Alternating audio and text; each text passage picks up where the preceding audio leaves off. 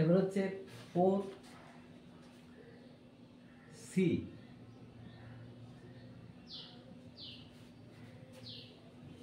4c এর মান নির্ণয় log 4 বেস 3 গুণিত log 5 বেস 4 গুণিত log 6 বেস 5 গুণিত log 7 বেস 6 গুণিত log 3 বেস 7। দেখো আমরা এরকম ধরনের ফর্মুলা আমাদের জানা আছে, এই জন্য ফর্মুলাগুলো মুখস্থ রাখতে বলি। আমরা যদি প্রথম এই দুটো করি, তো এই দুটোর জন্য আমরা প্রথমে এইটা লিখতে পারি log এই 5 3 বেস 3, এই চারটে আর লিখব না। গুণিত এবার যা আছে বাকিটা লিখে নিচ্ছি 6 বেস 5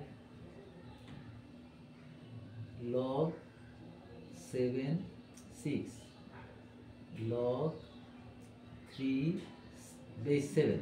দেখো এইখানেও আবার এই দুটোর জন্য আমরা লিখবো এখানে log 6 বেস 3 গুণিত log 7 বেস 6 গুণিত log 3 7। তাহলে এইখানে এবার 6 6 বাদ দিতে পারি এখানে, তাহলে log এই দুটোর জন্য log 7 3 গুণিত log 3 7।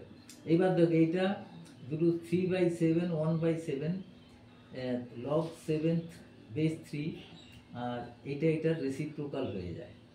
এটাকে লেখা যায় এরকম log 7 3 গুণিত, আমরা এটা এরকম লিখতে পারি log